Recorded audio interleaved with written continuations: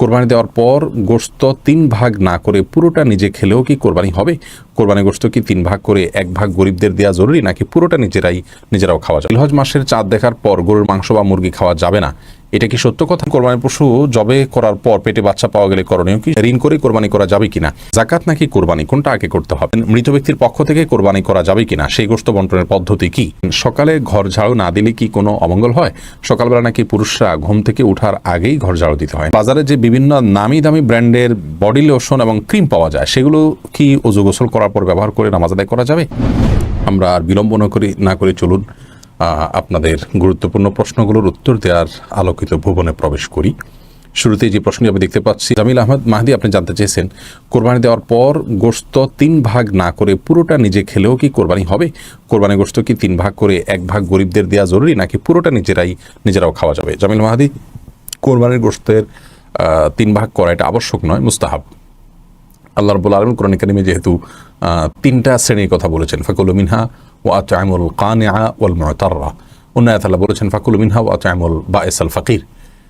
তো এই নির্দেশনাগুলো থেকে বোঝা যায় যে আল্লাহ রাব্বুল আলামিন 3টা শ্রেণীতে আমাদেরকে আপনার কোরবানি গোশতকে বন্টন করার জন্য নির্দেশনা দিয়েছেন, কিন্তু এটি কোনো আবশ্যিক নির্দেশ নয়। যার কারণে কেউ যদি এটাতে একটু হেরফের করেন, যেমন নিজে একটু বেশি রাখলেন, গরিবকে একটু কম দিলেন, অথবা গরিবকে একটু বেশি দিলেন, নিজে কম রাখলেন, অথবা সবগুলো গরিবকে দিয়ে দিলেন বা প্রতিবেশীকে দিয়ে দিলেন, তাতে কোরবানি হয়ে যাবে। একটু হেরফের করলেও কোরবানি হয়ে যাবে।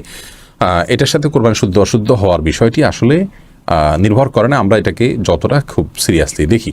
ফাতেমা খাতুন জানতে চেয়েছেন, জিলহজ মাসের চাঁদ দেখার পর গরুর মাংস বা মুরগি খাওয়া যাবে না, এটা কি সত্য কথা? না, এটি সম্পূর্ণ ভুয়া এবং ভিত্তিহীন কথা, কুসংস্কারাচ্ছন্ন কথা।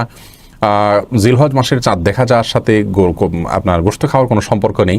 কেউ যদি মনে করেন যে আমি কোরবানি গোশতর আগে আর গোশত খাবো না, তাতে করে কোরবানি গোশতের প্রতি আমার আকর্ষণ তৈরি হবে, আল্লাহ রাব্বুল আলামিনের মেহমানদারি সেটাকে আমি খুব আগ্রহ ভরে অ্যাকসেপ্ট করব, সেটি তার ব্যাপার। কিন্তু জিলহজ মাসের চাঁদ দেখা গেলে আর কোনো গোশত খাওয়া যাবে না, এটি সম্পূর্ণ ভিত্তিহীন কথা। আচ্ছা, আমার জানতে চেয়েছেন, কোরবানি পশু জবে করার পর পেটে বাচ্চা পাওয়া গেলে করণীয় কি? শরীয়ত অনুযায়ী নিয়ম হলো সেই বাচ্চাকেও জবে করে দেওয়া, যদি আপনার খেতে ইচ্ছা না করে না খেলেন। সামিউল ইসলাম জানতে চেয়েছেন, ঋণ করে কোরবানি করা যাবে কিনা?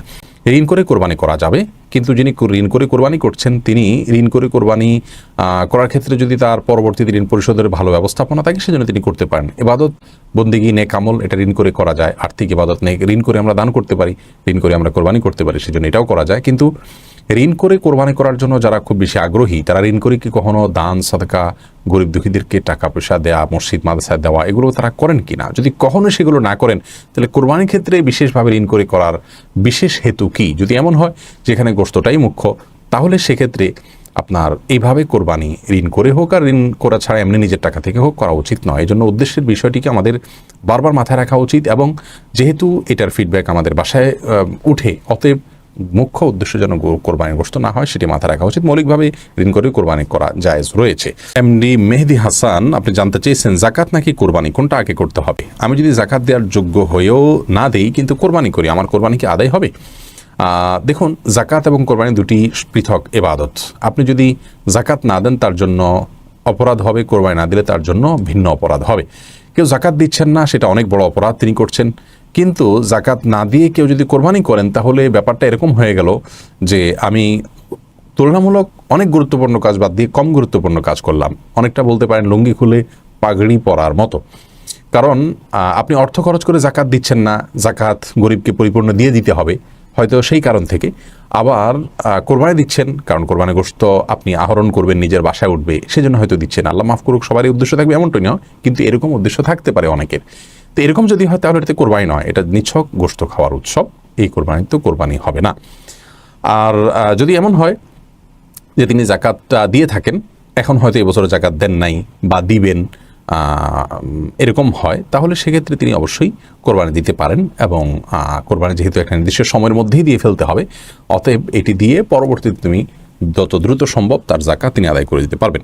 আরাফাত ইসলাম জানতে চেয়েছেন, মৃত ব্যক্তির পক্ষ থেকে কোরবানি করা যাবে কিনা, সেই গোশত বন্টনের পদ্ধতি কি? মৃত ব্যক্তির পক্ষ থেকে কোরবানি করা যাবে, যিনি কোরবানি করবেন তিনি তার নিজের গোশত যেভাবে ব্যবহার করেন এটাকে ঠিক একই ব্যবহার করবেন। লাবণ্য আপনি জানতে চেয়েছেন, সকালে ঘর ঝাড়ু না দিলে কি কোনো অমঙ্গল হয়? সকালবেলা নাকি পুরুষরা ঘুম থেকে ওঠার আগেই ঘর ঝাড়ু দিতে হয়? না বোন, এটা বানোয়াট কথা। হয়তো পুরুষ শাসিত সমাজে নারীদেরকে আপনার কোণঠাসা করে রাখার জন্য বা তাদেরকে কাজে লাগানোর জন্য কেউ তৈরি করেছে। আমাদের এই ভিডিওটি যদি আপনার ভালো লেগে থাকে তাহলে ভিডিওতে একটি লাইক দিতে পারেন এবং আপনার প্রিয়জনদের সাথে শেয়ার করতে পারেন এবং এইরকম আরও ভিডিও পেতে আমাদের ইউটিউব চ্যানেলটি সাবস্ক্রাইব করে পাশে থাকা বেল আইকনটি অন করে দিন।